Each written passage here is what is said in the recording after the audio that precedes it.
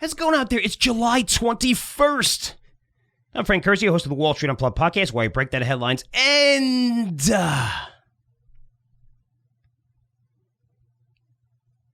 tell you what's really moving these markets. You know, if you're watching the financial media channels, I kind of feel bad for you. I mean, it's my job to watch them to see what the sentiment is out there, what they're talking about, right? It's a big deal for me because, if you can prove the other side of it, you're going to make a lot of money, right? Because it's trading based on sentiment, whatever. But for the average person to be watching this, holy cow, it's got to be crazy for you guys. I mean, just look at the last 6 trading days. We saw, a 4 to 5% pullback in stocks. Small caps fall even further, around 10%. Everyone on TV say, run to the hills. Inflation is here. Get defensive. Sell growth. Sell the reopen stocks. Rotate into the stay-at-home stocks. They're great now because Delta is spreading everywhere. Everywhere. Sell, sell, sell. Here comes the crash. And it's just funny to hear that because it's only a 4 to 5% pullback. Because what happens when Tuesday rolls around? Tuesday rolls around and the markets suddenly come roaring back. Almost recouping all the losses from the previous 4 days. And we look at today, we have a strong open. I don't know where we're going to finish. Doing this around noon. And now I'm watching TV, and everyone's like, wow, what a comeback. It's time to buy growth again. Buy the reopen stocks along with the cyclicals. I mean, it's like the Delta virus, right? In one day, it went from being a major issue affecting the world again to, hey, we're okay. It's not that bad. One day it took. I mean, crazy times. These 24-hour media services, it's crazy. I mean, they want to scare the shit out of you. That's their job. That's why you got to keep watching. And should I sell? But for me, the way I look at it is I like the recent moves. And these types of moves, where they're all over the place, they tend to happen. If you notice, we didn't see like a 5% correction for a very, very long time. But when you're seeing moves like this, where people are sporadic and like, is it time? Is this when it's going to happen?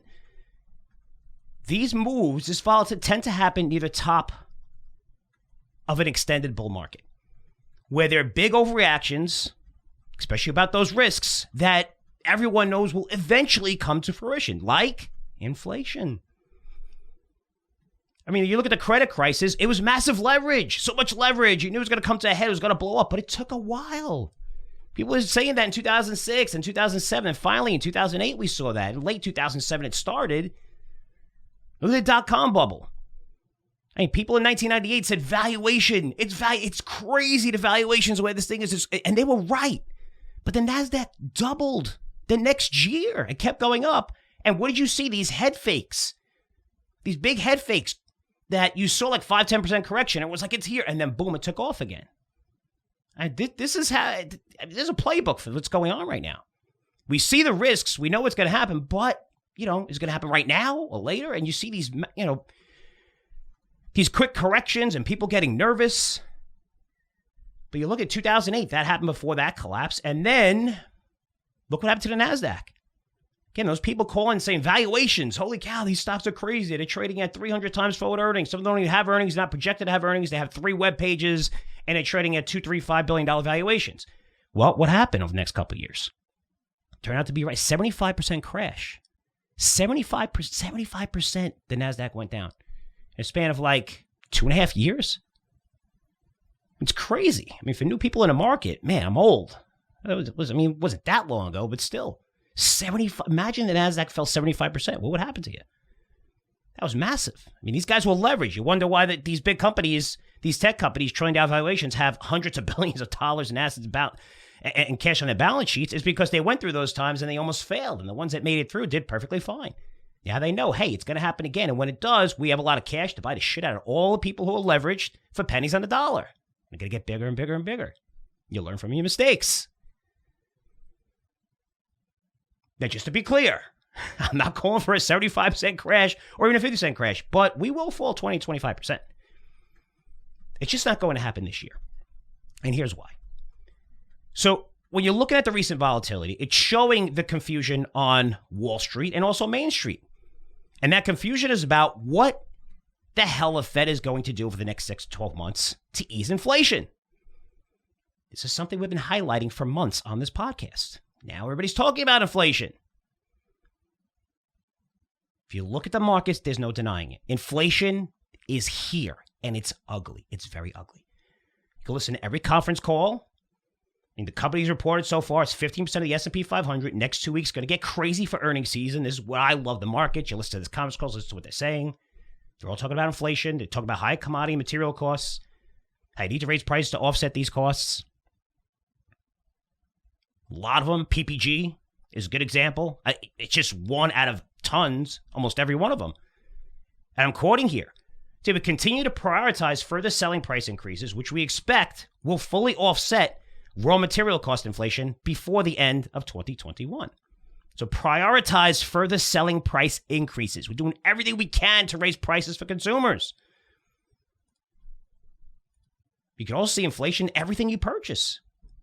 Everything is much more expensive. Look at food, electricity, gasoline, streaming. Your streaming bill, cable bills, wireless bills. Everyone is raising prices. Now, we have some experts going out there saying, hey, we don't have inflation at all. If we did, the 10-year yields would be increasing, not decreasing. You're crazy. Guys, this is one indicator. One indicator. Not the end all. I mean, you want proof of that? Go to any home and knock on their door. Then ask them, hey, are you paying more for everything you buy right now compared to 3 months ago, 6 months ago, a year ago? And when they say, hell yeah, absolutely, tell them, it's not true because the 10 years going lower, not higher. You're not paying high for anything. What are you talking about? Try telling someone, they're going to slam the door in your face or punch you in the face. Either one. But are you kidding me? People looking at the 10-year to judge inflation and saying, oh, it is transitory. It's telling us it's not going to happen later on. Are you crazy? You do not see this? Putting all your eggs in that one basket at a 10-year? I mean, the 10-year has little to do with 98% of businesses. It's not the rate they borrow at. If you're Microsoft or Apple, yeah, you can sell 17 billion, 20 billion in bonds to the markets, of course, which the government is buying. And those bonds could be 30, 40 years. They're going to, 2.5%, 3%.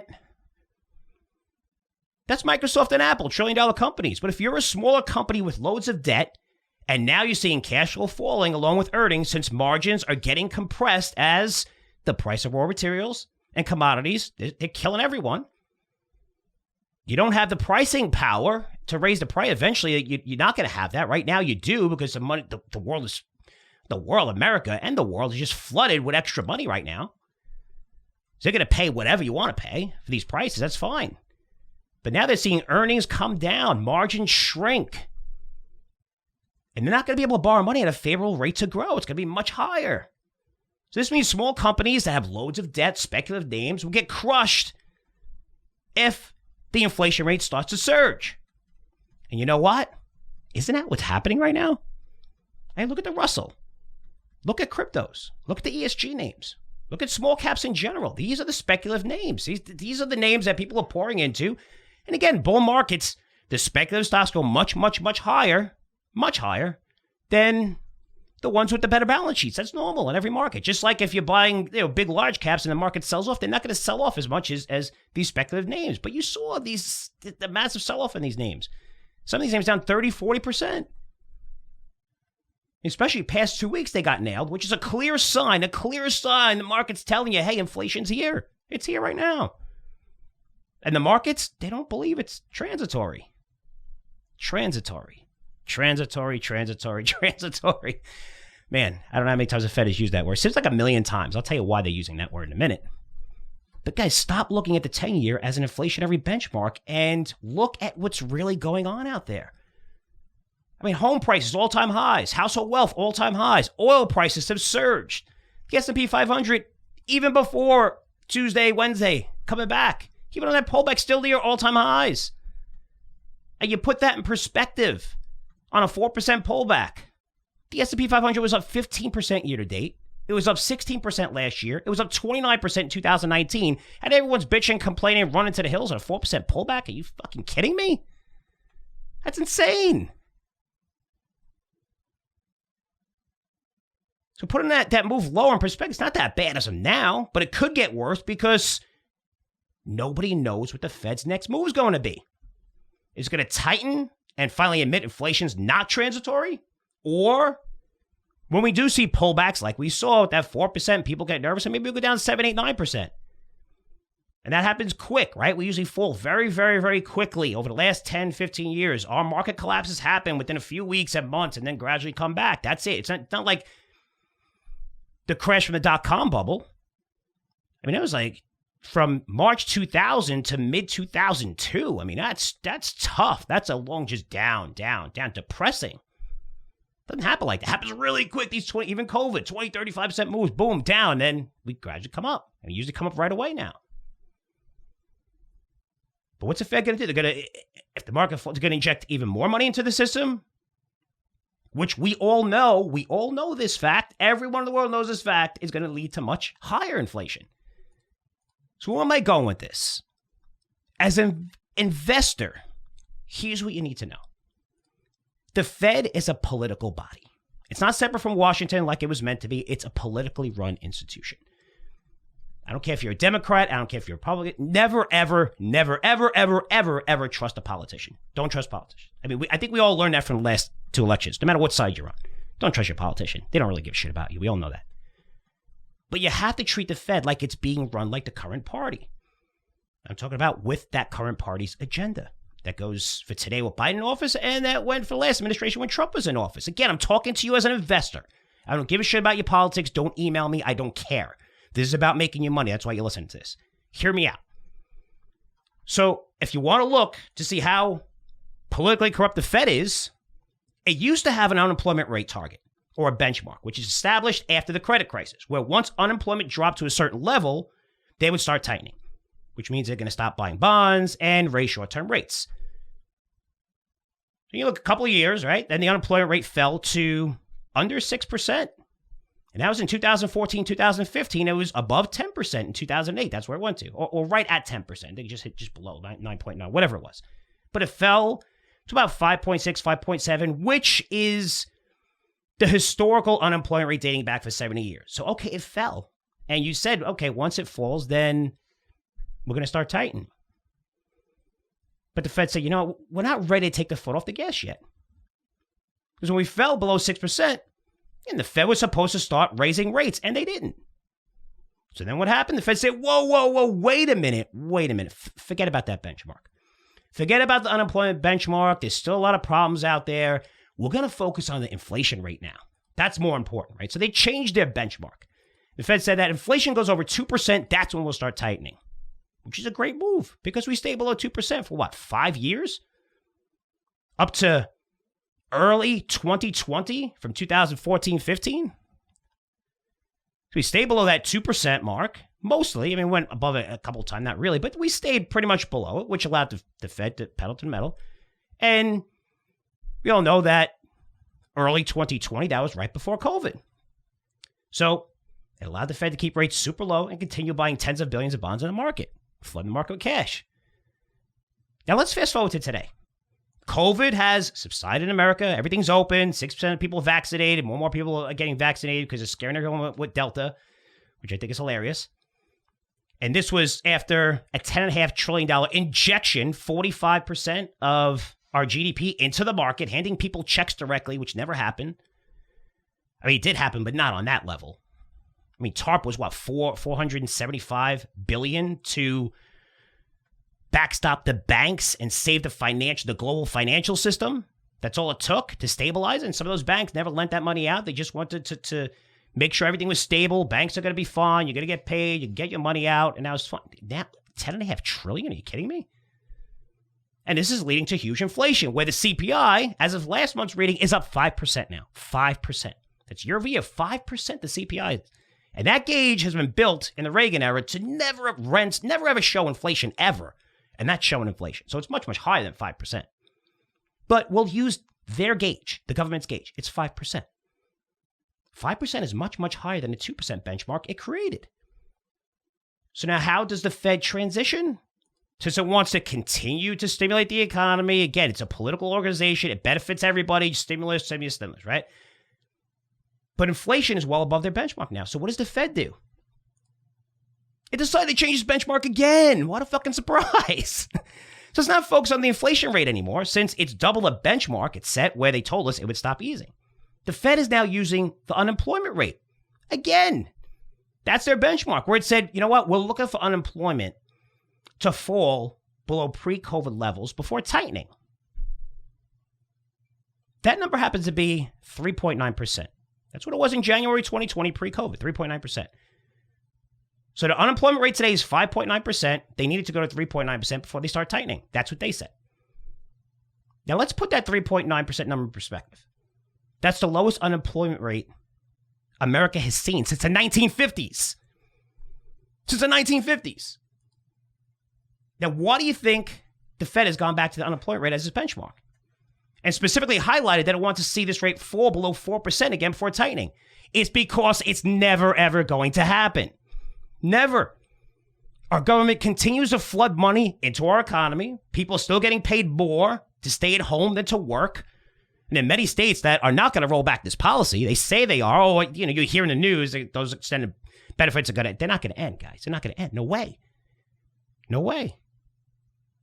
More and more people are going to have to go back to work, which they should be because they're getting incentives now. Even McDonald's is paying some tuition. People get $1,500 checks as sign-on bonuses to become, you know, waiters and bartenders. The greatest market right now to get a job. People just don't like to work. Believe me, I know that very clearly in Florida. So we're never going to fall back below that 4% rate, which is basically full employment. So the Fed, who's brilliant, they have to do everything they can to get people to ignore the rise in inflation, even from the bullshit gauge that they use. So what do? They put out a measured response telling the world that this huge spike in inflation is transitory. Again, we're going to say it a million times. It's transitory. We're not going to tell you how long transitory is. That word means brief. They're not going to tell you. But it's not going to be here long. It's all right. All those companies raising prices, they're going to lower prices soon. They're all going to say, you know what? I know all of our customers are paying this, but you know what? We're going to lower that now. We're going to lower the prices. That's what they're telling you, right? That's not what they think. They know that's not going to happen. We know it's not going to happen, but that's what they're telling everyone. And it's a measured response. We're hearing that word transitory every day, everywhere. And really, notice how many times the Fed just every single time one of the Fed governors, they talk about transitory. For me, I want to know what transitory means. Is it 3 months, which that's transitory to me? Is it 6 months? Is it 12 to 18 months, which is a pretty big deal if you expect inflation to rise much higher from these levels over the next 12 to 18 months? I think that's something we need to know. But the Fed, no way, they're not going to say that. Now, when you put all this together, which is what you as an investor needs to understand with all this bullshit going on. That's why you listen to this podcast.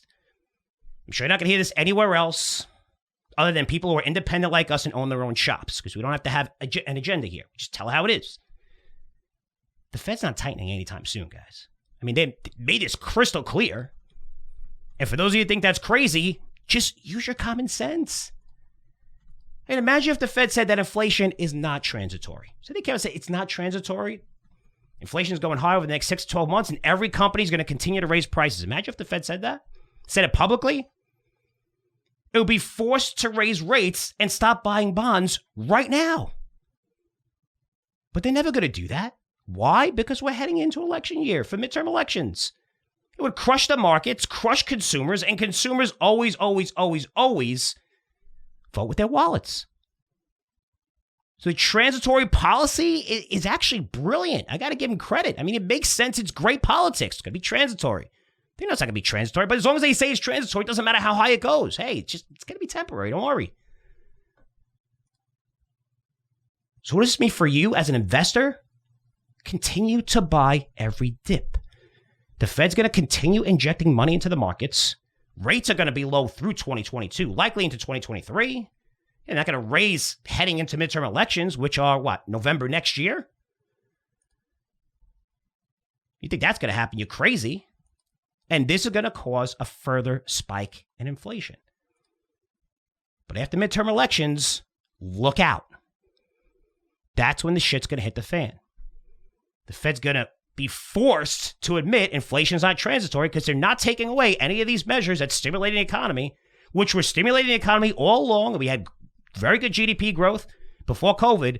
Now you injected $10.5 trillion into the system. Earnings are higher than they ever been. Everything's at all-time highs, and you're still injecting money into the system.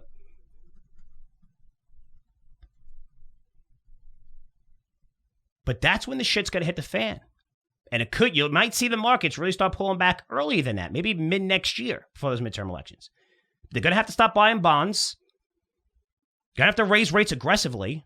You see speculative assets probably fall 35% plus, and most names, even large caps, pull back 10 to 20% with defensive sectors. Banks do great when interest rates go higher. Gold's going to be a great.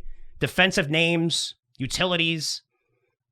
There's definitely going to be pockets where you go to where you can make money and outperform the markets. But that's where we're heading. It's pretty obvious. But for now, buy the reopen trade and be smart, because everybody puts these things in one basket. Don't buy the cruises. I mean, they probably have 35% of those boats in operation right now, and they're trading. I mean, they got to the levels where they're trading higher than pre-COVID levels. Are you kidding me?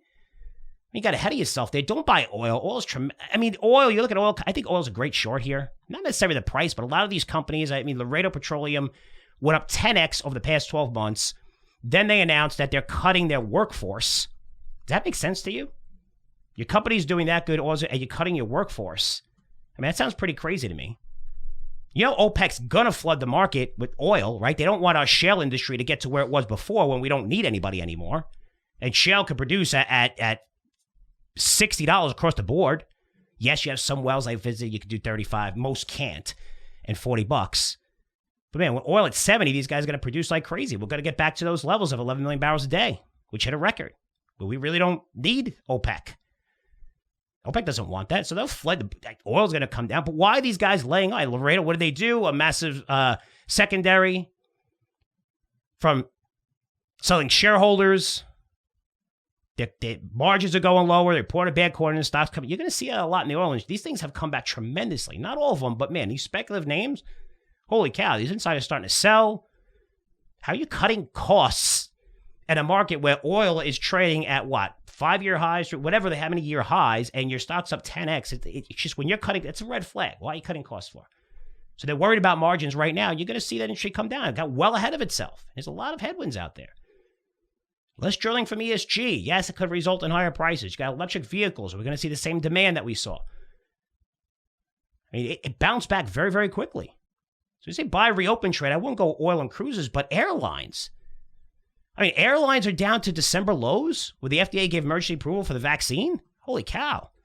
They're still 35% off of their highs, their pre-COVID highs. And not like the cruises, which are above those levels based on enterprise value, which assumes debt. Buy domestic hotels in the U.S. We're fully open. So you don't have to deal with bullshit with Tokyo closing the entire Olympics. Delta is going to spread like crazy. It's nuts. I went over statistics with you. I mean, you look at Europe opening up, population 4x out of Tokyo in some of these areas, or Tokyo has a population 4x bigger in some of these areas, especially UK and things like that. But, they have like, 14 to 24, I think it's 24,000 cases that they're getting of COVID right now. And that's in the UK specifically. If you look at Tokyo, it's like 1,800 per day. Not deaths, just cases. And yet you're closing everything down. I mean, just say, hey, if you have the vaccine, you can go to the games. Delta, we know for a fact it's 95% effective against the vaccine is 95% effective against Delta. But you close. I don't know what's going to happen internationally. It gets crazy in some areas, depending where you are. But I do know domestically in the U.S., everything's open, and we are definitely not going back. Definitely not going back. Unless there's a whole nother thing where the vaccines don't work at all. But people are done. People are done here. Everything's open. We're ready to go. Every state, even the ones that didn't want to open, were forced to open. So you know what? That's good for domestic hotels. And one of the names we have that's up a lot already, I think something pulled back about 15-20% from its highs, up over 100%, is Red Rock Resorts. I mean, it's a good name. They own casinos and hotels off strip in Vegas. Huge growth, great quarters. I mean, be smart, but these things are going to reopen. People are going to be spending money like crazy. Growth names are also going to work, especially major tech companies. These names, look at Apple, Amazon, Facebook. I mean, they're starting to ramp higher, new highs. These are names that are going to go even higher over the next 12 months easily. But again, the Fed is making this crystal clear. It's not going to tighten this year or next. They're telling us that by saying transitory. Because they remove inflation off the table by saying transitory. Doesn't matter how high it goes. It can go 10%, 50%. It's transitory. That's what they're going to say. Because they need to keep the pedal to the metal. And I can tell you, we're going to see times when the market does pull back like it did last week and on Monday. You see lots of volatility when inflation numbers like the CPI and PPI come out and consumer spending. And people can say, wow, inflation's really rampant. The Fed's going to come out and say, no, it's transitory. But we're going to see these type of volatile markets. But continue using these pullbacks as buying opportunities. Because you have the Fed. The Fed's going to be able to bullshit most of Wall Street, most of the financial media with its transitory thesis, at least for another 6 to 12 months. And what do we have left over? Super low rates, trillions more coming into the system and infrastructure, balance sheets flush with cash. They're going to buy the crap out of their stocks. You're seeing that. They can't do it right now. They're in like that quiet period with earnings season. But how many companies? AutoNation. See, AutoNation, where they're buying back something like 10, 11% of this. We talked about AutoNation, how great the conditions were. I mean, it blew out the numbers. Stock went higher. But they're buying back. They just announced another $1 billion buyback. I think it's around 10% of the shares. And they already bought like 10%. I mean, you're going to see earnings skyrocket due to this. Balance sheets are flush with cash. That's not going away. You see those buybacks really hit the market right after earnings season. But if you look at those conditions, those favorable conditions, they're not going away this year and probably not going away through 2022 into the election, November, or maybe a few months before that. And you're going to see what? Earnings explode higher. Already record highs. There's 15% of the S&P 500 that reported already. The average gain in earnings up 20%. That compares to the 10% that analysts were projecting. They're beating by twice the amount already. Wait till the rest of the companies report earnings. It's going to be insane. Wait till you see the tech companies report. Wait till you see them report. You thought it was good last time. Wait till you see this quarter. It's going to be insane. Because as of now, companies, they're able to raise prices, pass their rising costs of raw materials and commodities onto the consumer right now because the consumers are flooded with cash thanks to the government. Again, we have infrastructure, trillions in infrastructure coming as well, more money being flooded into the system. These are ideal conditions for the markets to go higher. And they're going to continue to go higher. So use these pullbacks as a buying opportunity, especially when you're putting on that financial media and they're trying to scare the shit out of you, saying, here it is, this is a crash, you got to watch out. I know it's difficult. I know we're not programmed that way. Programmed to listen to the guy, whatever it is.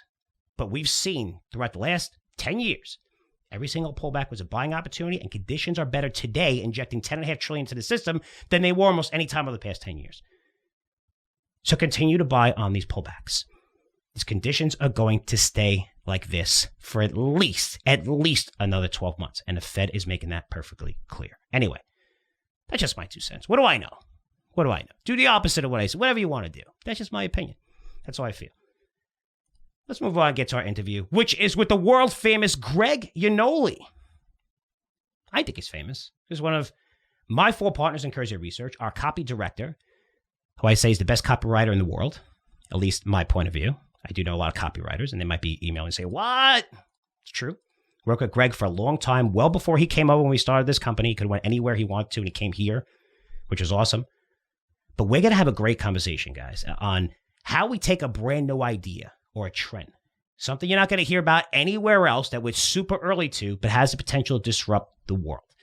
And we've done that numerous times in the shale industry, talking about how shale is going to disrupt the world in 2010, 2009, talking about cloud computing, probably a good 5-6 years before people really knew what cloud computing was. But how do you get that concept and turn it into something you can market to the masses and get them to understand that concept? I'm not just talking about investment ideas.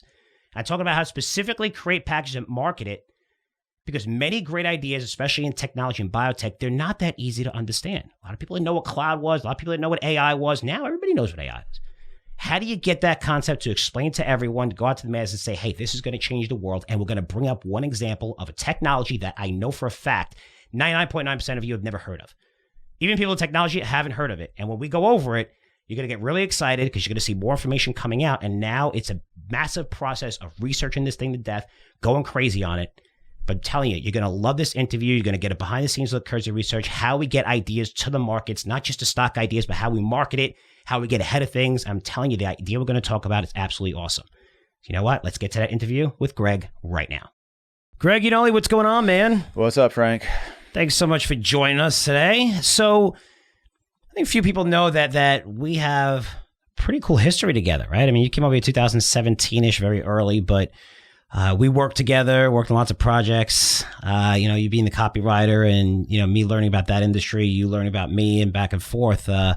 We've gone on a lot of road trips together back in the day when we were at Stansbury, right? I mean, that was pretty cool, right? Yep. Lots of road trips, lots of cool trips. No, go ahead. No, it's the kind of places that you would never think to necessarily go on your own.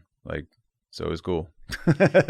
I mean, one of those trips were, I remember the company which was on in Vancouver. Yep, Westport.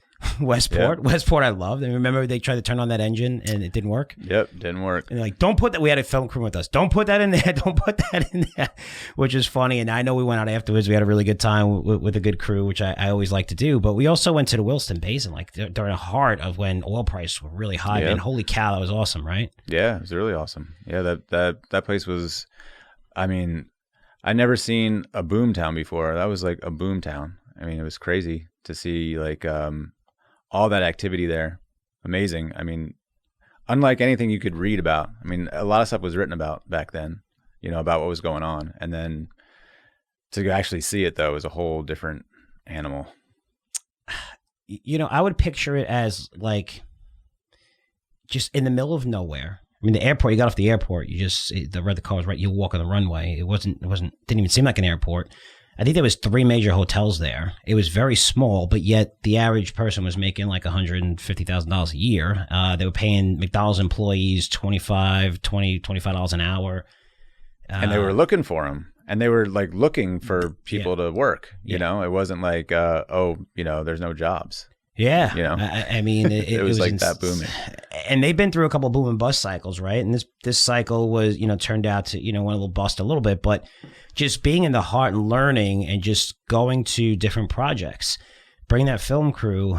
It's part of the whole reason why I wanted to have this conversation with you and bring you on, because a lot of people might see, a marketing package or things that I do, or, I'm on camera saying, hey, this is a great idea. And we're always trying to get new subscribers in, but copy is the thing that brings us all together, right? For me, when I started this business, I'm like, we need copy and we need names.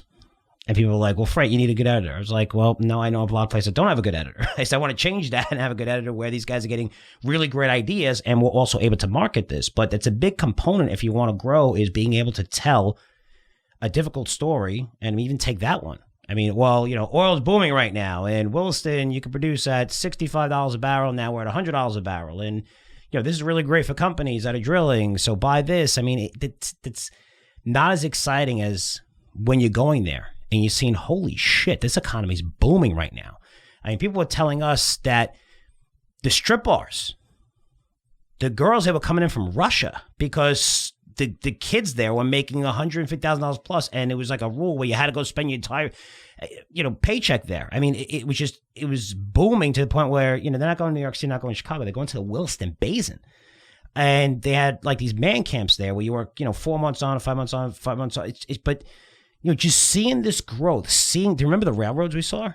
Yeah. It was, man, I forget how many cars there were. I know we counted them.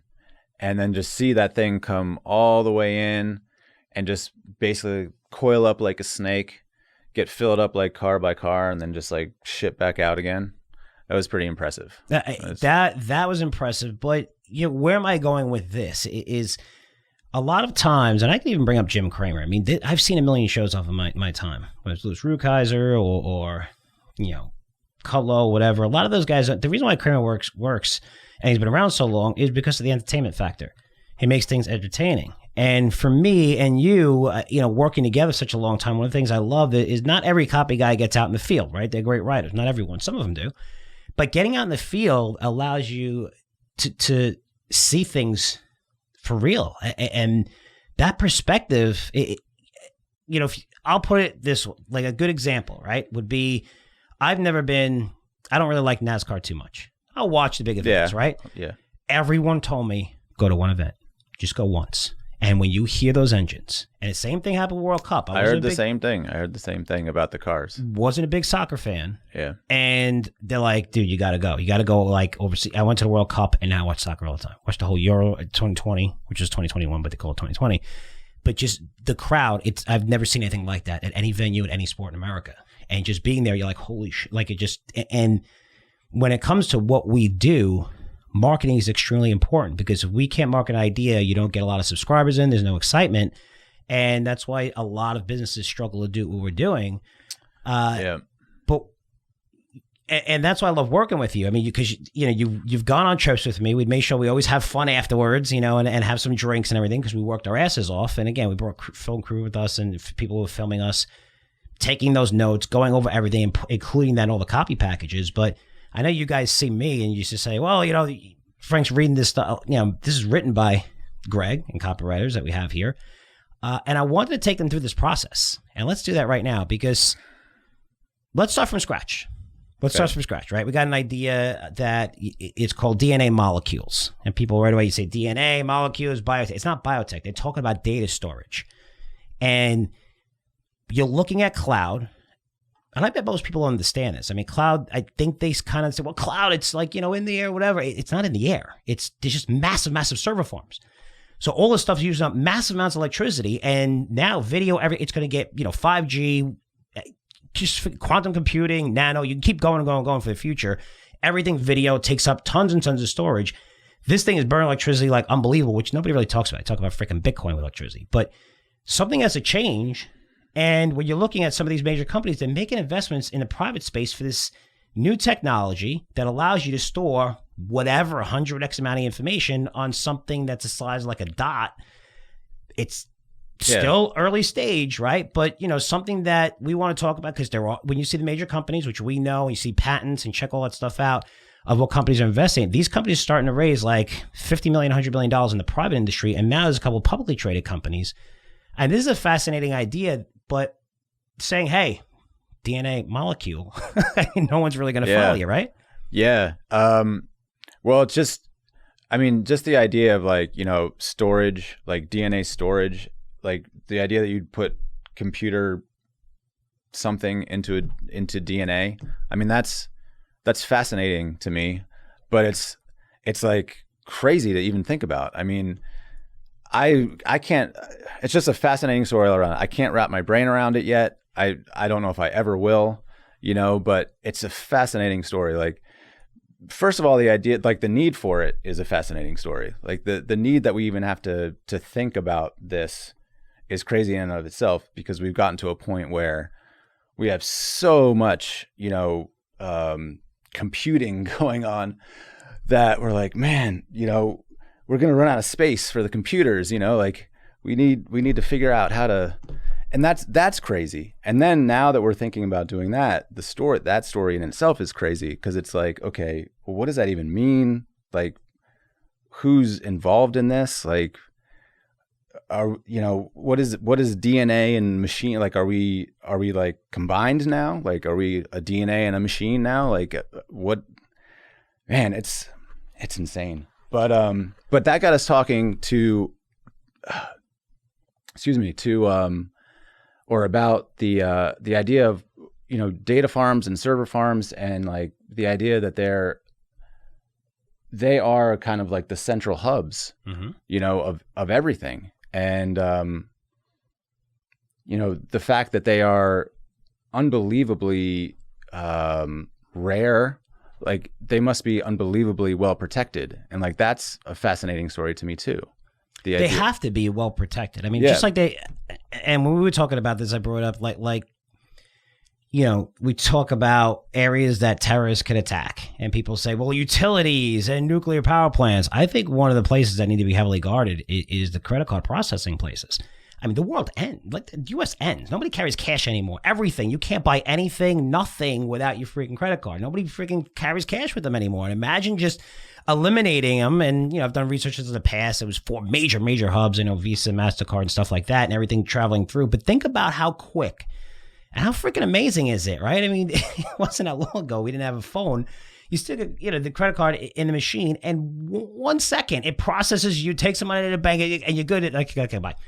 1 second for everybody. To me, that would, if you want to shut down an economy, that's pretty scary. I mean, you could shut down local areas and do crazy stuff, and even in New York and stuff like that. But that's something that shuts down the entire U.S. economy. But when you look at these, storage facilities as well, which are billions and billions of dollars, which is like pennies to the Googles and Amazons and Apples, Facebooks and stuff like that. But eventually you're going to need another way to store this shit, right? What's the next level? Cloud computing took the world by storm. It was here in 2010, 11. Nobody knew about it. 12, 13, 14. People were like, oh, I think I get it. Now everybody understands it. It got to the level where, I need cloud on my iPhone if I'm going to do lots of videos, right? So people are like, oh, okay, it's a storage thing. Like everybody knows it now. I feel like this story is really in its infancy where, it just makes sense. Like it checks off a lot of boxes, like an Uber, right? It's like, where are you going to store some of this stuff? And it doesn't require a lot of maintenance, easily copied, the costs are very, very low. And they even say that information library of Congress should be crammed into a DNA archive the size of a poppy seed 6,000 times over. Imagine storing data on something like that's a fascinating story. Yeah, it's incredibly fascinating. Like I really don't even know where to begin. It's like something that just came on my radar. I was just like turned onto it, and I just started reading about it, and I was like, man, this is,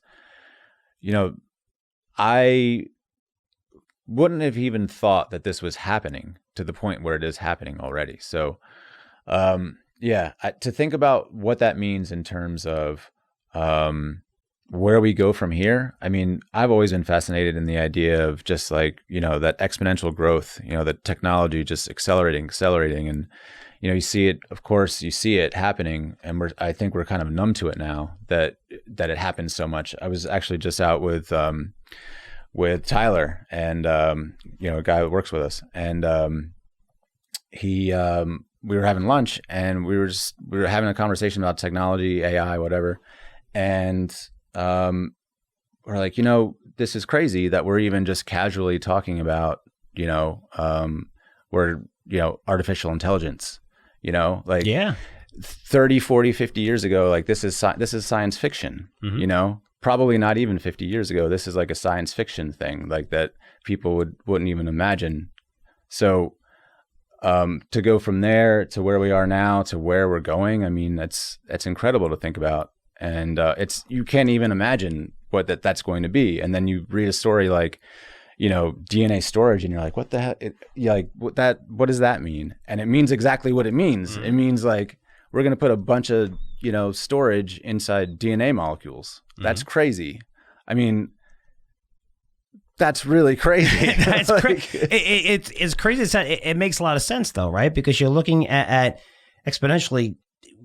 That's data storage, right? Is growing. It's not just to build these things, to maintain them, billions of dollars, but where it just keeps growing and growing and growing and growing and growing and growing, right? So if it keeps growing, you have to find alternatives. And there's private companies that do this. Because now we started digging into the research, right? Now we're like, wow, this is freaking cool. You're like, right, this is awesome, right? So now you start digging into research. I'm like, okay, are there really companies that people could make money off of, right? Because we could sell an idea, but last thing I want to do is say, hey, buy Amazon, when this is going to account for a big portion of their revenue for a very, very long time.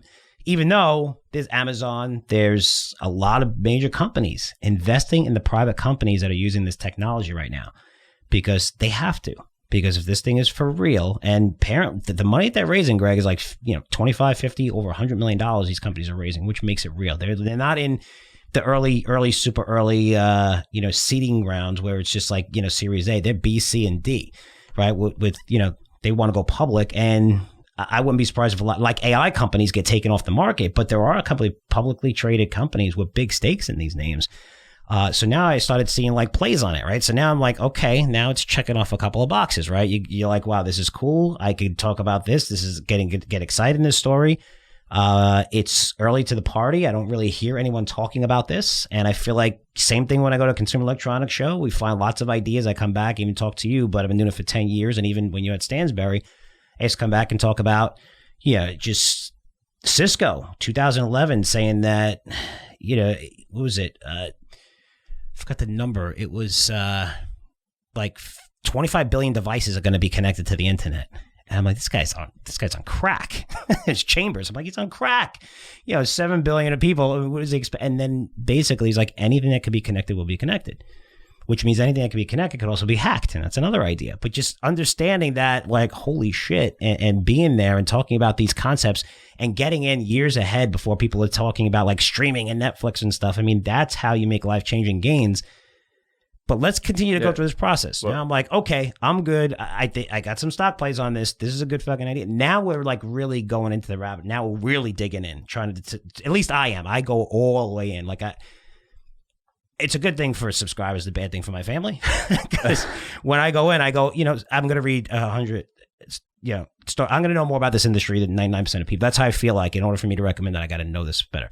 So I'm digging through it. And I'm going to provide some nuggets and stuff. But what's the next step for you as a copywriter in making this happen? Same thing. Fighting the urge to just start writing about it right now when I don't know anything about it. Yeah. But yeah, just digging down, like really just reading about it, reading a ton about it. That's it. I mean, I'm just excited about it. So yeah, that's it. Reading a ton about it and trying to understand like what this means, because this is huge. I mean, it's huge in the way that like man, it's huge in the way that I'm going to make a prediction. Like you're definitely going to start seeing more talk about this for sure. Like it's and very quickly, because I know a lot about like what's going on currently, and this just blew my mind. Like this is one of those standout stories. So it's going to be the story that people are talking about, and then people are really going to pick up on. And even for me at this stage, I'm looking at, okay, what's wrong with it that's not getting adopted right now? Because if you look at streaming. For me, I looked at streaming and said, why isn't it getting adopted right now? At the beginning, when Netflix started doing this very, very early, is because people didn't have high enough internet speeds to watch movies yet, to stream. I mean, that wasn't that long ago. And then you saw 4G coming, then you see 5G coming, and it's like, there's not a household in America that doesn't have enough speed with an internet connection that they could stream from. And now everyone. So for me, looking at the risks and knowing that there are certain things like reading and writing the DNA encoded files takes longer than expected, but that's where the money's going into to improve that technology. And I think that happens with every technology. As you see, the typical computer used to cost, $25,000 and it went down to $3,000. Like, wow, I could buy it. And then it's like, now you can get a computer for $300-400, a laptop, a decent laptop for like $300-400. So you just watch this industry and seeing people invest in it and how you could play it and who's going to be the biggest beneficiaries. Because once this really comes out and starts going mainstream, and this just makes sense that you can store so much data in such a small piece. You're going to save tons of money. It's just a matter of bringing this technology together. But now you have the resources, right? You have the biggest companies in the world with 50 billion plus on their balance sheet in cash, right? So, being able to put money into this, I mean, this is the exciting part of the business where I think people see behind the scenes. They're like, oh, wow, this is cool. Look, Frank did a promotion. They don't know that, you're writing the thing from a copy perspective, from a marketing angle to get people excited. And then I'm providing these ideas, but it takes a while for everything to come together, right? So many people just miss out on a good idea because they just don't have exposure to it. It's not explained well, or it's not, it's myself included. And this is one of those ideas that's like, no, this is really fascinating, and you're going to be hearing a lot about this. And, I can't wait to actually put that story together. Like this is part one of, this is chapter one. This is the beginning of the journey, because I know nothing about it at this point other than the basics of, holy shit, this is awesome. So yeah, where this goes, I don't know, but it's going to be fascinating. And regardless of, what we find, like it's going to be a really cool story to tell. And there's also YouTube videos on this that I didn't get to yet.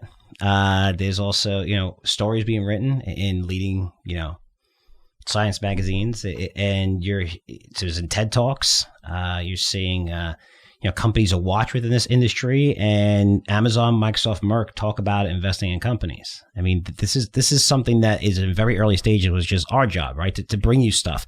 Where if this idea really comes to fruition and becomes a big deal, you're in it that early. Where holy shit, like imagine buying these cloud companies 10 years ago. I mean, man, holy cow. It's just the gains in some of these names, and people stay away from it because you see this crazy PE, but you're talking about a market that changes the landscape of the world, right? The data storage is the key to everything. It's probably responsible for 95% of the S&P 500 because 90% or 85% are basically 5 companies, right? They're the trillion-dollar companies, and they're all about data centers, data analytics, AI. This disrupts everything. And to see these big guys having the money and, being ahead of it and just investing in these things, it's definitely worth taking a look to see if there's some companies out there that are just going to say, hey, like a Netflix, hey, you know what? We're no longer going to send this shit through the mail. Here, you got to stream it. And at first you're like, wow, this is pretty crazy. And now you see that the whole entire world is trying to catch them. And people looked at Netflix a certain way and they said, wait a minute, Netflix, they can't compete with these cable companies. They can't compete with all of these companies. And I think people would understand that that wasn't the thesis. The thesis is every single cable company in the world is going to try to compete with Netflix. Now, when you look at the valuation of this thing trading at 80, 90 times forward earnings, it's cheap. It's not expensive. Because if that's true, they're going to control a massive, massive market, which they do now, right? So, yeah, just seeing this idea and this concept go from where we are, and I thought that would be a fascinating story. And just from the copy perspective as well, because, we've been working together for a long time, and just, getting involved in projects like this, like my next step would be like, how do I interview someone like this? Could we go someplace and possibly see how this works? I mean, how freaking cool would that be if we could do that? But, when we had the platform and, you have a good podcast and people would come on and they could market themselves or whatever, that gives us the opportunity to really dig deep on this, which is a lot of fun, right? You know who I'd love to talk to? I would love to talk to the guy who thought to himself or herself, lady, you know what? I'm gonna put this chip into DNA and see how that goes. Like, somebody decided to do that. Mm-hmm. Like, who decided to do that? That's the person I want to talk to. So, I mean, TED Talks, there's been a couple people that I'm going to look at that are really cool. They've been talking about it. I don't know if they're like, the pioneer in the industry, but they're definitely in the industry. I guess anyone in that industry right now could be considered a pioneer because it's so tiny and small. But just the whole concept of bringing this to the subscriber, that's the goal, right? To bring you new ideas and seeing these ideas come out. We want to research these things in depth, which is awesome. And I guess, Greg, talk a little bit about the copy world, because there's people who want to write copy. They don't understand how difficult it is, how much dedication it is for you. I love your style. I always say this, you're the best copywriter. I'm not just saying that because you joined us and you're a partner. I just think, working with you and you asking the questions and us having that honest relationship. Like, there's no bullshit between us ever. It's we've always kept about the company, whatever. So, no, that's not going to work, or this is going to work. I mean, it's not like, Greg says, Frank, you're a little fat today. You got to, it's never personal, right? It's all about the business. But, we've always, it's always like, hey, this is a great marketing idea. This isn't a good marketing idea. This is going to work. Or I don't have stocks for this, Greg. It's not going to fulfill those promises we could possibly make through this package. And, you being there on the ground with me, you understand that shit. And that to me, that was key because, I don't have a lot of those copywriters, and I work with some of the best at Stansberry, and a few of the best did this and travel with me. But traveling with that person and seeing what I'm seeing, and then me being able to see what you're seeing from a marketing perspective, how you could sell it, that's when you get the best packages. That's how you get the most subscribers on. And, we want to get subscribers onto new ideas like this that were early enough that you could say, wow, man, that fucking guy, man, he gave me that thing when it was like $1 and it's freaking... it's a $50 billion company right now. I mean, like NVIDIA, it just comes out of nowhere. Holy shit. How did NVIDIA, right? It's supposed to be a commoditized business, semiconductors. But these guys focus on the industry where it's not commoditized, where they command huge fucking prices for gaming and speed and shit like that, and just blew away Intel, blew right past everyone. And stuff like that's really cool. But if someone wants to do this and go this route when it comes to copy, where it's not just you sitting on a beach and writing it. I mean, what's the best advice that you would give them? The best advice. Shoot. I mean, the thing is, like, passion trumps everything. So, if you don't do it unless like you're compelled to do it, or don't keep doing it anyway unless you're compelled to do it. Like, I don't know. That's the best I could say, because it's there's so many times when you're gonna have to make that decision. Like, if you want to keep getting better at it, and there are people who tap out and there are people who keep going, and so anyway, just always want to do it, because when you don't want to do it and you're doing it, it sucks. So just want to do it.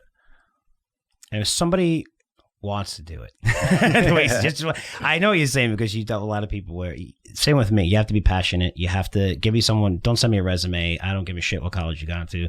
Show me someone's going to work hard and I can teach you anything. And that's who I've hired, and our young people that we've hired have been fantastic, right? It's just, they believe in our message. They believe in the company. They're loyal. I would recommend that for any business, because again, resume, you can say whatever the hell you want. It doesn't explain what type of person that is. I've seen brilliant people that shit's just been handed to them. They don't work hard. So if someone wants to take that route, and I'm going to be honest with you guys, if you're going to email Greg, it's no bullshit. Like, it's got to be impressive. It's got to be something that, hey, I'm doing this because I want to do this. It's not like, hey, let me try this, because Greg is really good at this. I think I'm really good at this, that we spot bullshit, and time is the most valuable commodity for both of us. So we don't want to waste time. But if this is something that you want to do, you want to join a team or whatever, or you want to learn more, learn from Greg, and seriously, maybe have some ideas and stuff that you might want to write for Curzio Research. Yeah. How can they get in touch with you, Greg? Greg at CurzioResearch.com. I should have told everybody to guess that. I love having a small company because it's your first name. As long as no other names, it's first name. That's what it is. Daniel at CurzioResearch.com. Christine at CurzioResearch.com. And then it starts getting a little more complicated after that. So as we grow. So right now, it's still small. It's everybody's first name at CurzioResearch.com. So that's cool. Yep. So listen, Greg, thank you so much for coming on. I think that's incredibly valuable. I just wanted to explain to people, how much work goes behind each idea. How this business, really, copy is so essential. I mean, when I started this company, I said it's copy and adding names. It's not about, they're like, well, Frank, you got to have somebody. You can have anyone there and sell them, actually. But for us, the reason why I started this company is to have both, to have someone there that, we have great copy ideas, we're adding lots of names to the file, and someone that knows the stocks to choose where you can maximize your profits. Since, I've been fortunate to work for people who have had to cover all industries. And I think that is the holy grail of this, to bring lots and lots of more people on board, knowing that, hey, we're getting into ideas like this. This is the research process. It's not just like, hey, I got to send you an email. It's really getting digging into this, where we're in like not even the first inning right now of this idea, right? I mean, maybe the package comes out a little bit later or whatever, but we're going to know everything about this before it does, all the companies, how much they invested in, and the work that goes into that. I mean, like you said, you have to enjoy this shit, or you can't do this, right? Yeah, no, absolutely. Like, when the idea comes along that you get really excited about, man, that's like the best feeling. Like, it's a really good feeling. Nah, that's awesome. So guys, expect to hear more about DNA molecules in the future. Greg, thank you so much for coming on. Greg is a partner at the firm, someone who could have went anywhere in the world and been a copywriter and probably run the division, and he decided to come here. It's something I would never forget in 2017. Really cool. We know each other for a while, and I love you, bro. Thanks so much. Love you too, man. Yeah, really, really cool stuff. And thanks for coming on, man. This is cool. I think people are going to like it and just see the inside story of that idea that you usually get from me. It's not just me going someplace and doing it. There's a lot that goes behind it in terms of Greg helping out and editorial and everything, and making it exciting enough to where new people are going to come on board and said, hey, I want to learn more about this. And then they get to know us and know that, hey, these guys really did the fucking homework on this. And that's how, the business is run. So thanks so much for coming on. I appreciate it. Yeah, and hopefully we'll have you on soon. All right, buddy? Yep. Thanks, man. Hey guys, great stuff from Greg. Let me know. It was a little different interview, but I thought it would be interesting just to see the concept and how it really, that whole idea comes to fruition, how we market it to people. But for me and having the access to the network and even everyone listening to this and emailing me different ideas, being in certain industries, I don't have that kind of access where, if you're in an industry for 20 years and you're seeing something that's disruptive, that's happening, it's just really cool. And our job is, not just to bring you the concept, but how do you make money off of it, right? So my job is just, sometimes it's the larger names, sometimes it's smaller names, trying to find different ways you can make money off of it. But that's great for current subscribers. How you build this type of business, you need more subscribers, right? You need more names coming in. And we know when our names come in, new names come in, they tend to buy a lot of our products. We're for real. They see the video stuff and everything and, the educational component. But there's a massive process behind it. Because once we do that, it goes to editorial. Then we create all these bonus reports of things that we learned and just to add in and say, here's something else that you might want to know about this industry. And then you get these new subscribers and having a great experience and everything comes together. But I think that's pretty cool. You might not think it's cool. And if you don't, that's perfectly fine. Let me know. All right. This podcast, I say it all the time and I mean, this podcast is about you, not about me. Let me know what you thought about that interview at frank@curzioresearch.com. That's frank@curzioresearch.com. I will say this. If you are part of our business, if you own our CEO token and the equity owners, our partners, our employees, Greg's a very, very big part of that. Very, very big part of generating sales through his copy packages. And he's done a fantastic, fantastic job along with all of our partners, our employees, and really, really good stuff. So again, let me know what you thought of that into frank@curzioresearch.com. Now let's bring in the one and only smartest man in the world. In the world. In the world, I'm going with that, which is... In the world. Daniel Creech. What's going on? Creech. That's what I got to call you all the time. Creech. What's happening, Frank? What's happening? What's up, man? We got a lot to talk about. This is fun because it's earnings season. Some weeks there's not so much exciting news to discuss and try to provide value. But where do you want to start? You want to start in... we got to start with volatility. You want to go with cryptos? You want to go with regular stocks? I mean, both. Right? Actually, I lied. Hold on, Frank. So you just got back. Beginnings of the weeks are, busy for us, which is exciting. So we haven't really caught up, but you left for a few days, left the entire company in my hands, which I executed flawlessly over Saturday and Sunday. So how was the horse track? Are you as good as picking stocks? Are you good as horses as you did with stocks? I did okay. I lost a little bit of money, but that's great. Read between the lines, people. That's not good. Yeah, it wasn't that bad. No, it's been bad before, but I did okay. I mean, mostly betting numbers, I've done okay. Handicapping at Saratoga just doesn't work, which is good because a lot of long shots usually come in. So, but a good time, fun day at the track. Oh yeah, didn't get rained out. Got to hang out. I mean, one of my friends I talked about got me that Penn State shirt. I know since I'm 3 years old, and I'm pushing 50 now. The other guys I've known since I'm 7, 8 years old. So that was really cool just to catch up with them. We usually go away every year someplace, and that was a lot of fun. That was cool. But I have to tell you, I left the company in your hands, and look what happened. The market's crashed. So what's the matter? Well, yeah, but then they came right back. They came back as soon as I got back. All right. Now we're getting into details. Let's talk about that. You gotta, if you're a perma-bear, half glass, half empty type of person, or just angry and pissed off about the mechanics going on in the market right now, Frank, you got to be pulling your hair out, man, because everybody likes to take a victory lap. When the market was down, 700-800 points on Monday, you got the why? Well, everybody's all of a sudden scared about growth. Now we're going back to shutdowns or whatever. Not literally shutdowns from a government standpoint yet, although they are rumors, but just slower business, slower growth. And this new COVID variant, the Delta variant, was gaining headlines, a lot of negative headlines and such. And so the perma bears got to say, okay, we're finally getting to the point where, see, we told you so. A lot of stocks are down 2.5%. Your big dogs were, Apple was, I think, down between 2 and 3%. A lot more stocks got hit harder than that. And then what happened on Tuesday?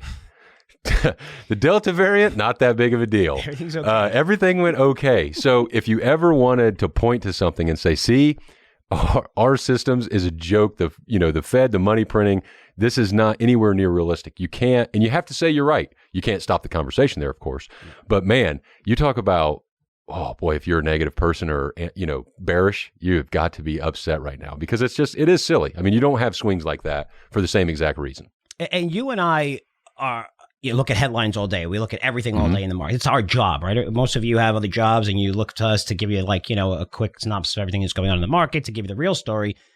But our job is to look at everything. We're looking at, I have CNBC on. Again, I want to learn about sentiment and stuff. And you're reading the blogs and Wall Street Journal and all this stuff. And just to see the media, it's reality TV. And I mentioned that before. It's just, it's got to be exciting. You're not going to watch it. And in order to be exciting, it's fear or greed.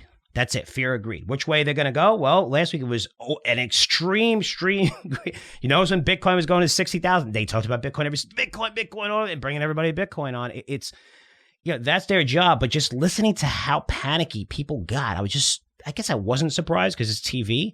And I mentioned that in my open, but man, it's, we went from, again, one day where Delta, holy cow, it's going to end the world to, internationally, everything's going to close to it. One day later, we're perfectly fine. Hey, everything's cool. And same with inflation. Inflation, you've seen that crept up in small caps of why they got hit a lot harder. It wasn't just growth. Again, that is the growth argument, but it wasn't just Delta. It was also, hey, inflation's here. I mean, CPI number came out not long ago and 5% we're at, right? What happened to the 2% benchmark? And then you've seen the volatility in crypto, right? Which has been insane. It fell below 30, right? Yep, people are like, absolutely. all right, it's going to 20, it's going to, and boom, it's like up, a ton. Was it back to 32 almost right now today? Yeah, I'm going to see a flash across the screen in a second. I have, TV on. They usually. And one of the things that, so just from a personal standpoint, when I see headlines like that and you see a lot of red, and it's not easy. I don't want to come across as, hey, we got all this figured out and we're not emotional or whatever. We're just trying to share the experience and the background here because the one thing I did, so you see all these headlines about Delta variants and the markets are going down. Well, okay, but just don't take everything at face value and stop there. Just keep going. And I understand, like you said, if you have other jobs and things like that, there's only so much amount of time and you have other things to do. But from our perspective, when you hear the things about the Delta variant, well, okay, thank goodness it's just luck timing that it's earnings season. So you get to listen to a lot of different companies, a lot of different sectors, and they're going to talk about price inflation. They're going to talk about if they have the ability to raise prices on consumers or are they going to eat the cost and keep prices similar for consumers even though their raw material costs are going up. That's a big deal you want to pay attention to. What I Frank, stop it. What I thought was interesting was that both Coca-Cola, who I think reported this morning, and United Airlines commented on it. And they said, we're not seeing any change in behavior from customers over the Delta variant. Global companies. Exactly. Yes. And now international travel, you've talked about that a lot in the past, how that's slow versus domestic. Hold that right there. Think about that, what you just said, though, Daniel. So you have Coca-Cola, you have other companies, the global companies, right, saying that we're not seeing. So that's sentiment. They're telling you about sentiment, right? If people worried about Delta, they're not going to spend. They're not going to go out. Right. If you listen to the media about Delta, it sounds like, holy shit, we're in trouble. You got Fauci out there. Everyone's like just drilling it in your head, even though it's perfectly, if you got the vaccine, you're protected. 95%, you're fine. Yep. But just the companies are telling you that we're not seeing anything, right? So it's just look at the data. Yeah, exactly. And you just don't want to data take one thing at face value. So, and so where do you come with that? Now, it's easy to say this on Wednesday because the market rebounded so hard yesterday and it's up today as well. I don't mean all that to say, oh, well, that's easy to be a buyer on Monday. But when you just have to keep the bigger picture. So sift through those headlines, build a watch list of what companies you want to pay attention to, pricing power and things like that. Just know that there's going to be headline risk around COVID variants and all that kind of thing. And the great companies that sell off that have nothing to do with this are going to be good buying opportunities. I'm not saying go all in today because it's all clear. I just hope that helps when you see crazy volatility that really doesn't make any sense. And then in the back of your mind, why is all that? What happened on Monday? Well, the majority of trades are algorithms and computers and all that. So once you start hitting triggers, you get these snowball effects rolling downhill, you get these melt up effects going uphill. Just remember all that and, know that tomorrow's going to come around and see what happens. But, this is a great time in earnings season to pay attention to all that kind of stuff. Yeah, earnings season's awesome. You listen to all the conference calls. You're also going to see economic data release. But, there's like a quiet period we talked about a couple of weeks ago saying, hey, it's not that big of a story. Then we talked about space and that whole deal, which, by the way, we're bullish on. I love the idea. I love Bezos just went up. It's incredible. What I'm just saying is, everyone's under this impression like, hey, these billionaires are using their own money. No, they're not using their own money. They're using your money. Do you know how much? I mean, before he went to space, he's richer now. After both of these guys went to space, especially Branson, the way he structured that SPAC. That was the point of that. Wasn't that this isn't, to really believe we're the only living thing in the world. I mean, we're a micro dot when it comes to space, galaxy. It's incredible. I mean, the exploration behind it, I love what they're doing, but I hate when these guys do not use their own money. They actually, the companies that they created and the amount of funding they got, I mean, Branson is out 150 million, I think he made off of a deal already, and then he sold another 200 million worth of stock, and sold you on this whole story. We're going to be profitable and all this bullshit. Lying and structuring the deal where you're getting shares under the table. You don't have to report anymore. That's why the SPAC industry is crashing, because these guys, you're going to see all the shit behind these deals that, hey, why am I buying this at 10 when these guys are getting it like 5 cents? So that was the point of that. But I just, we got an email about that saying, Frank, I was like, no, listen, what the whole space thing is great. What Branson did, it's borderline criminal. Of what he did and how much money he made off of that. That's really what pissed me off. But I like that. Hey, what are we going to charge for subscription from Martians or something if we find somebody else? I like that. I don't know. I don't think I'd be interested in stocks. I could be interested in technology stuff. Oh, they got to be interested in us. I don't know. If they're that powerful, they could just steal everything they want, right? We can't think our technology is better than theirs, right? Absolutely not. Yeah, I don't know. I mean, we got some cool stuff, but yeah, that's all over my head. And I've heard some wild stories about all kinds of different things, UFOs, whatever. That's just weird to me. I'm not calling anybody a liar. I got to admit, it really doesn't interest me. Like, hey, you want to go to space or land on the moon or whatever? That's cool, but I'm good right here. So the emails we got, they're like, oh, this is great. This is sending people up to space. No. You have $250,000 to go? $250,000. Not a lot of people do. But hey, that price will come down just like everything else. Oh, yeah. Yeah, that's got to come down to like $100,000 and $90,000. But what a bargain. And that's assuming that everything goes right, because all you need is a couple billionaires on one of these things, and it doesn't go right, and holy cow, that whole industry collapses, right? Yeah. So, anyway, I wanted to talk to you even, about crypto too, which you brought up, and we've seen the rebound in crypto, and there's a lot of bears out there saying it's going to go to 20,000 or whatever. One thing that I look at when I look at crypto, and again, what I like, Daniel's a lot of the shit's getting nailed. I thought that would happen a year and a half ago of why I created security token, because you have more transparency in it, you get an equity stake, and we're seeing that. And names in our portfolio have come down, but those are really good names I researched. We don't have bullshit in our crypto intelligence portfolio. I've added some of these names. I'm very confident in a lot of these names, and even Bitcoin, Ethereum, things like that. But if you're looking at it of where it's going to go and what's going to push it lower, I'm trying to find something out there. I mean, listen, if the SEC comes out and deems all these things securities, which they have a great argument for 95% of the market, they are securities, right? I mean, people are trading them, making money off of them. They're operating right now on the assumption that they're not securities, which is kind of amazing to me.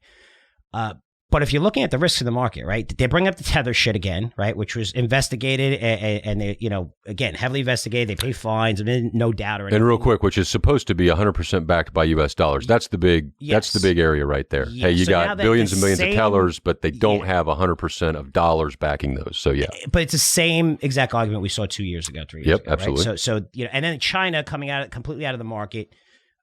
Fine. Maybe people thought that China, anyone in Bitcoin knew that China wasn't going to adopt Bitcoin. I mean, it's the worst thing for them, because that's a way for, rich people to get money out of that country. They want everything in there. They want total control. That's what you have with that type of government. So Bitcoin doesn't make sense. That's why they're trying to create their own currency. And now they limited miners, shut the bank funding off, everything, right? So, but that's done, right? That was from 6,000, 30,000. And you look at the leverage. This is a very high leverage market where a lot of this leverage come out.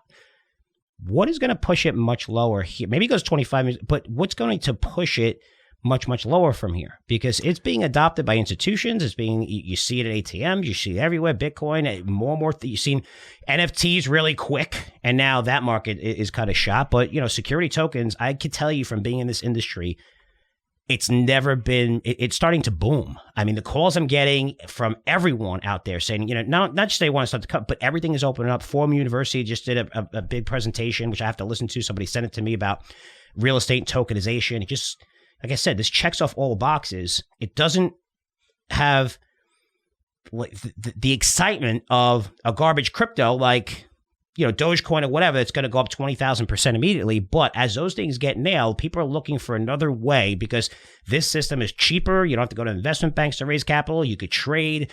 It's for retail investors. I mean, you get into companies finally, not when Snowflake goes public at whatever tens of billions of valuation, when everyone's selling it to you who got it at $1. This is the new market. This is a new way of doing of investment banking.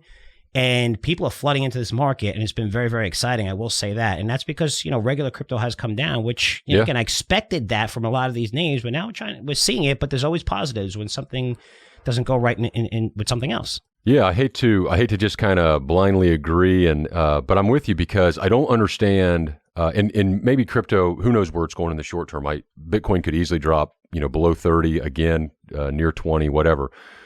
But the big headwinds, like you said, the terrible headlines, you never chance never, but the China thing, all that's past us. And there is, interesting to me, around the $30,000 mark, give or take a few thousand. We've talked about this for a few weeks. Mm-hmm. It's kind of bouncing around there. It's holding. We'll see what happens. But you don't have all the major banks and all the headlines from PayPal just raised their limits to like $100,000 a day now. Yep. Square is making more comments about being more pro. They've always been very pro Bitcoin, but talking about just expanding services to customers. You don't have Goldman Sachs and everybody else getting into this and sitting on their hands. That's why I'm so excited about earnings season coming up for Galaxy Digital, Marathon Patent, some Riot Block, the miners and things like that. And what got swept under the rug with all this news, it was a huge deal, or with all the volatility is a huge deal, because we had a first of an over-the-counter stock, Pink Sheets, American Films, about an $9 million market cap company, decided and announced that they are going from that market over-the-counter to the T0 platform. Mm-hmm. So you're going from the standard trading of stocks to the tokenization.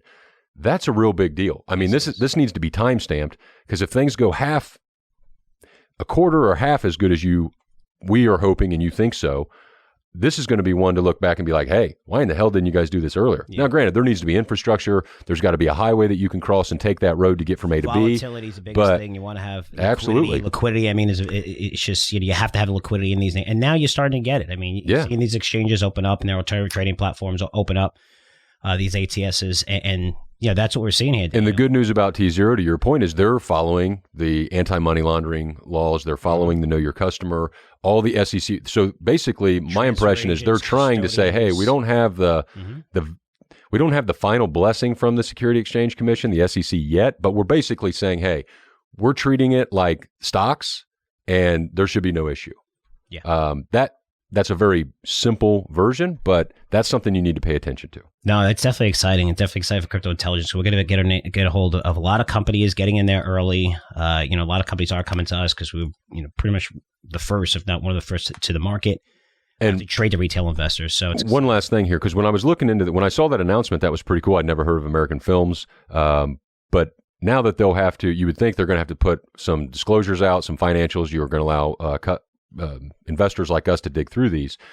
What stood out to me here is that if you just replace the over-the-counter market or the pink sheet market, I mean, you're talking over $1 billion, several $1 billion. You could easily get a bunch of companies over there, get a lot of volume, get people interested, get disclosures out there.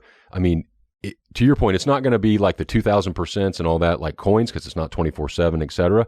But you talk about a massive bull market and huge price appreciation. Yeah. When you get in a comfortable environment and you get people that know that they can trust it, I mean, anything can happen. And you're going to get great businesses on there. So that's beyond exciting. So it's going to take some time.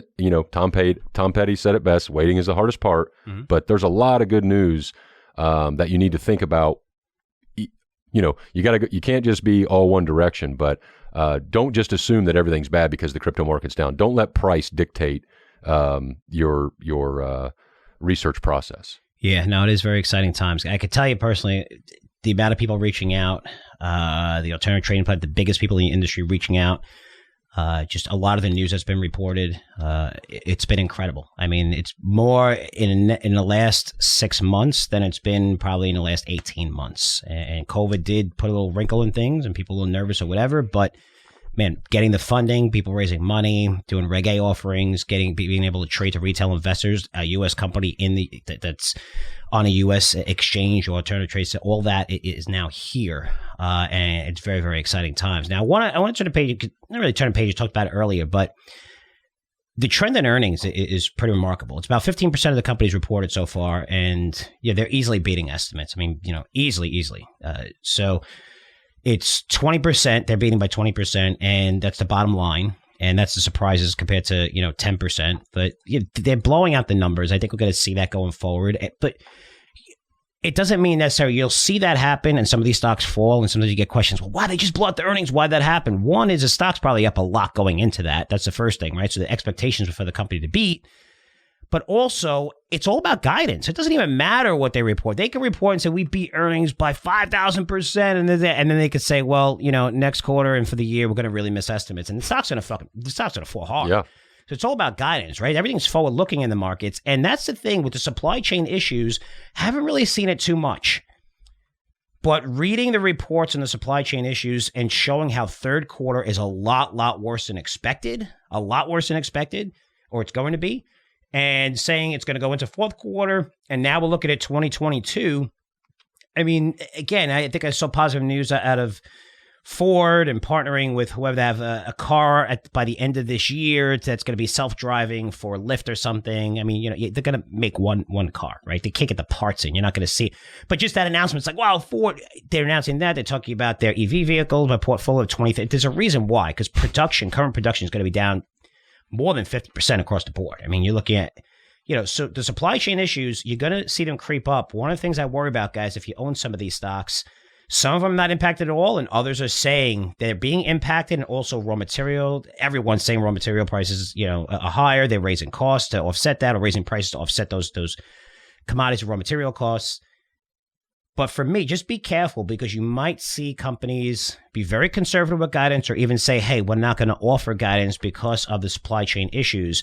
And if that happens and you own one of those stocks, I mean, you got away with that during COVID. It didn't really hurt you. I thought it usually hurt you. For 20 years, I've been really focused on earnings season for 20. I've been doing this for longer than that.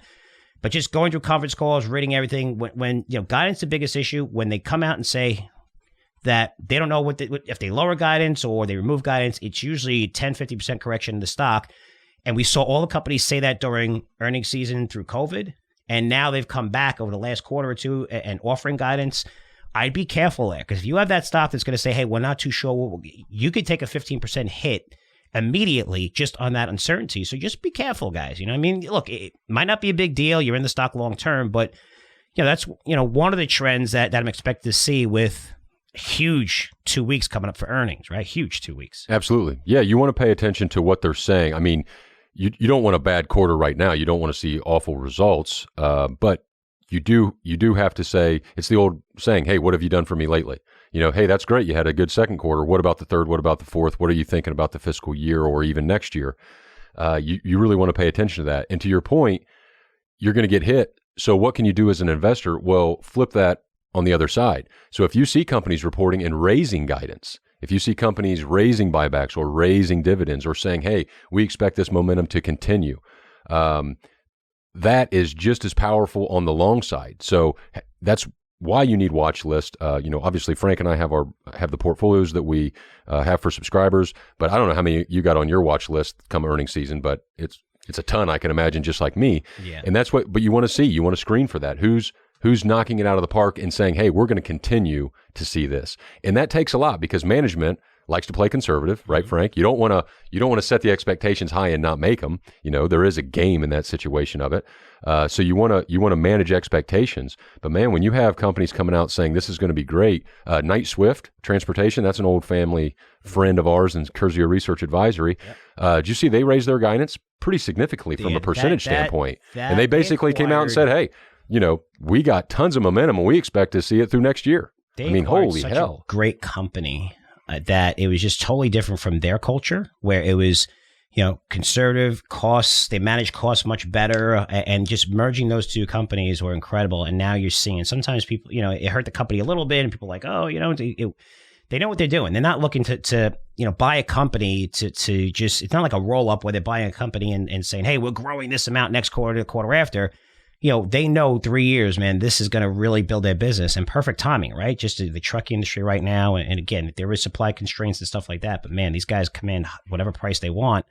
Another thing too is, look at Boeing, guys. I understand, the travel. I get it internationally, but there was like 5,500 orders for Maxes, right? And we had the problem with the Max before COVID, then COVID.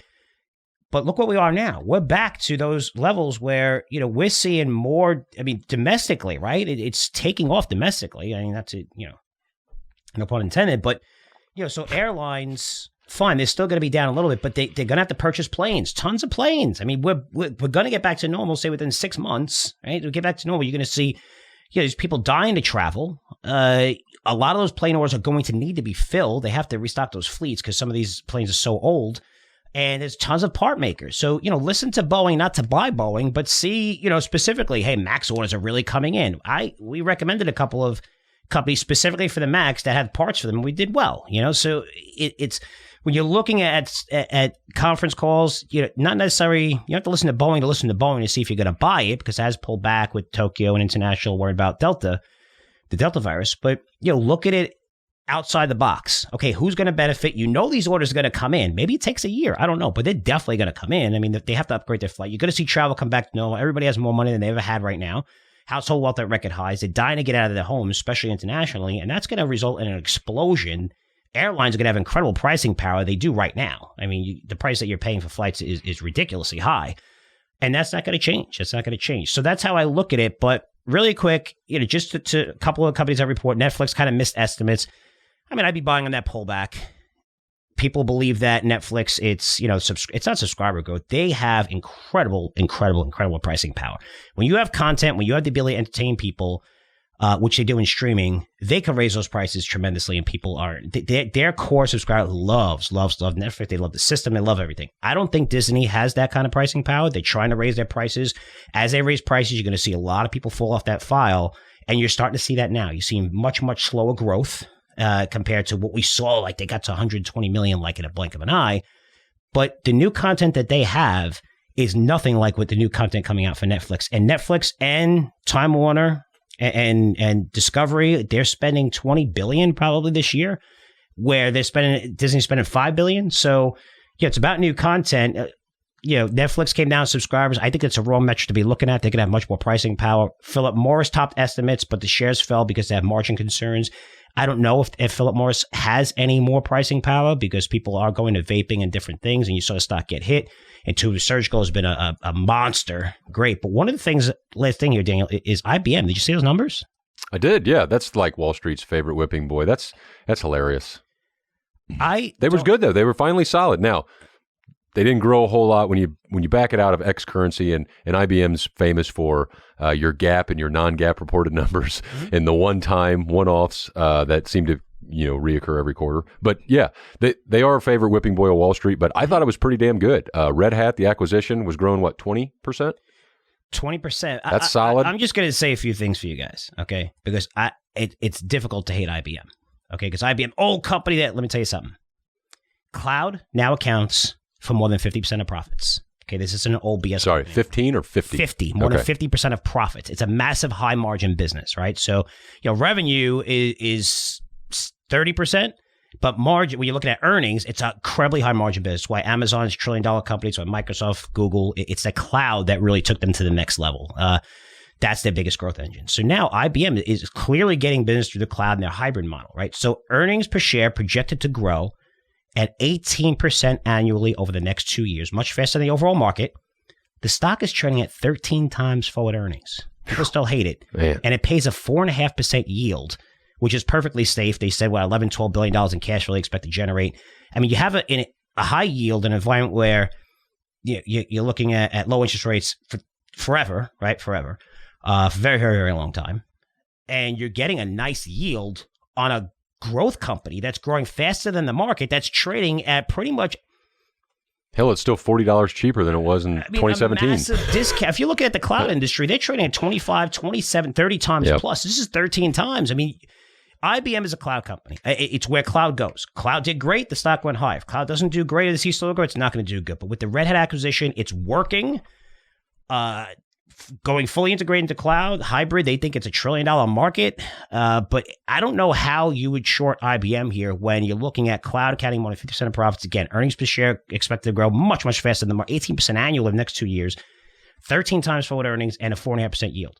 Yeah. I look at earnings, I see where everybody kind of manipulates earnings or whatever. They're selling off a lot of business, but as they're selling off these businesses, yes, these are one-offs, but the more businesses that they sell, the more that they're getting out of their old shit and putting it into their new stuff. And that's what you need to understand. Yeah. And sure, that's a one-time, it's a one-off. Well, that one-off business they just sold for whatever billions of dollars was a 15 cent, 20 cent drag on earnings. Right. That's what you have to focus on. So Well, and the joke there is that they have, you have a ton of non-reoccurring or one items every single quarter. That's the joke that they get beat up on. I know what you're saying, though. Yeah. I mean, but now, especially IBM, the transition, it took 50 years. I get it. I understand. People say the revenue hasn't grown in 10 years, but earnings was skyrocketing, right? That's what you care about. Yeah. And the reason why sales weren't growing is because, the cost for servers and the old legacy business. I mean, it's... if you're paying $10 billion and getting a $10.5 billion profit, those profits are really, tiny. Yeah. But if you have a $3 billion business, so you generate $3 billion in sales and your profits are $1 billion, your revenues are going to go down, but your earnings are going to go up. Right. As a business, you're taking that 100% of the time, right? So that's why you saw revenues come down. Now you're seeing revenues expected to grow finally, which is, I don't know why people look at the IBM. Again, it's you might not like it here, but man, if you're shorting, I think you're nuts. I think you're crazy if you short the stock here. And yeah, I definitely wouldn't short it just to have fun with the timestamp thing that we were talking about earlier. This is a good. When I saw that report, I was like, man, those are decent numbers. The Red Hat acquisition is obviously paying off or going in the right direction. Mm-hmm. I felt like we could say, hey, I don't think it's dead money anymore because you pull up a 5-year chart, it was basically 150, it popped to almost 180, and now. It's 140 today, and that's 5 years. Yeah. So you could argue, well, you've been holding the dividend the whole time and all that. Yeah, that's fine. But my point is that it just feels like it's getting past that dead money. So we'll see what the next quarters bring and if they can continue. But I thought it was very good for them. I thought that was the best in a while, and always enjoy seeing still the critics point out their GAAP and non-GAAP accounting and stuff. But we'll see how Big Blue does. And also, Daniel, just bringing up that point, last thing here is, one of the hardest things is to forget the past, because you can look at so many companies, and we recommended a great company that I hated, and I used to make fun of every time I went to. Don't have hate in your heart, Frank. I'm not going to give it away. And then I saw it. They changed the business model. Earnings are ramping higher. Great management team now. And I'm like, hey, listen, I hated this. You have to take a fresh look. IBM taking a fresh look at it now. Yes, they sucked before. Yes, they got their ass kicked by everybody else. And they're getting their lunch eaten by everybody else. I get it. Try to forget about the past, because that's when you could buy very cheap stocks that everybody hates. And then when IBM's 200 and everybody loves it, and there's a company that has a market cap. What's the market cap? You have it up there? What is it, like 130 billion? Just through that. You're talking IBM. I mean, you're looking at a market cap that's. I think it's more than that. Is it more? No, 125. All right, so it's 125 billion, and you're looking at their competitors trillions. I mean, these guys could easily double and still be, just take a little bit of market share. But that's what you really have to look at, because when this thing goes 200, everyone's like, IBM's back. This is great. Well, you know what? These numbers are here now. And if they report another quarter like this, you're going to see Wall Street change their sentiment. And that dividend is really, really important. People love that. A 4.5% yield is perfectly safe. I hate the fact that they have that dividend. I wish they'd get rid of it, or not get rid of it, but bring it down to 2% and put more of those billions into growing cloud. But that's going to be very attractive in a low interest rate environment. So, good for them, man. They put up good numbers. Good for them. Yeah, absolutely. Like I said, going forward from here, it'll be interesting to watch them. That was a little bit of a turning point from, like I said, dead money to, hey, this could actually be a mover and be a solid setup. Yeah. All right. So, Daniel, listen, thanks for joining us, buddy. We like covering the current topics. It's going to be really crazy, guys. It's going to be a lot of fun over the next couple of weeks. I love earnings season. A lot of stuff coming out. You can see reports from us. So it'll be really cool. And guys, pay attention to this. Pay attention to earnings season. See what's going on, what the companies are saying. You can go to FactSet. Just go to FactSet PDF, type of that in Google, and it's going to give you a great rundown. It's usually 3, 4, 5 days old, but it'll give you a rundown of everything that's going on in earnings season, what sectors are doing bad, what aren't. And you can find lots and lots of ideas doing that, which is cool. But, really, really great stuff. So, Dan, thanks for joining us. Talk about all the topics, and we'll see you next week, man. All right. Take care. All right, guys. So, man, that's it for me. One thing here that we're very, very excited about is the Big Money Report. We launched this to Curzio 1 members, and they got beta issues, which was awesome. So they got beta issues. It was like 4 beta issues. And what we expect for our Curzio 1 members is to let us know what they like and don't like about the product. Again, it's not required, but it lets us tell our product like you're supposed to do, right? For your customers. And the Big Money Report is, it's being run by Luke Downey, who's fantastic. We had him on the podcast. We're going to have him on the podcast next week. And then we officially launched this to current subscribers. Now it's going to be launched to everyone. It's a very low price newsletter, where this is a newsletter that focuses on tracking the smart money. And the examples, when you see the video that we bring out and the promotion that we bring out, is remarkable. When you're looking at when the big money enters and you're seeing the massive, massive moves, it would be really nice if you see that money come into the market and being able to invest at that time. And this is what Luke's been doing for 15 years, bringing that strategy here. Something that's very exciting. A lot of you got to see his work already because he's been writing for us for 9 months. And just happy to have him aboard. This is a very affordable newsletter, guys. It's going to cost less than, you fill up your gas tank in a month. Right. So it's very affordable. It's really cool. It's a great, great newsletter. It's the objective is to get into the Netflixes before they become the Netflixes and these big stocks. And he has a track record of doing that, and very, very excited. So you're going to see promotions coming out. You're going to see offers coming out. Now we're marketing to the masses. We think this newsletter is going to do very, very well because, Luke has just been killing it for a very, very long time. We're very excited. He's very excited. More importantly, he's doing videos like I do videos for my newsletter. So he's going to be teaching you, not just, hey, you got to buy this, you got to buy. He's going to be teaching you and showing you where the big money's coming in. This is why you want to buy it here, and just giving you real-time updates, which is awesome. So very excited. We got everything together. We're officially launching this. It's going to happen next week.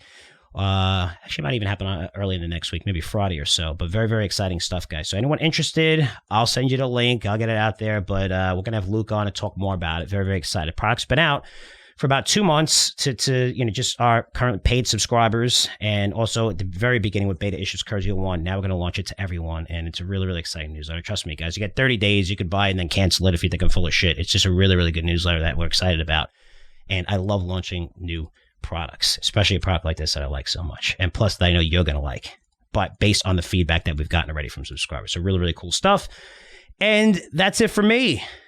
Questions, comments, feel free to email me at frankcurzioresearch.com. Really appreciate all the support, all listeners out there. Love you guys. Appreciate it. Again, feedback, positive, negative. We love getting it at frankcurzioresearch.com. And as always, always, always, always, I'll be back to you guys in 7 days. Take care.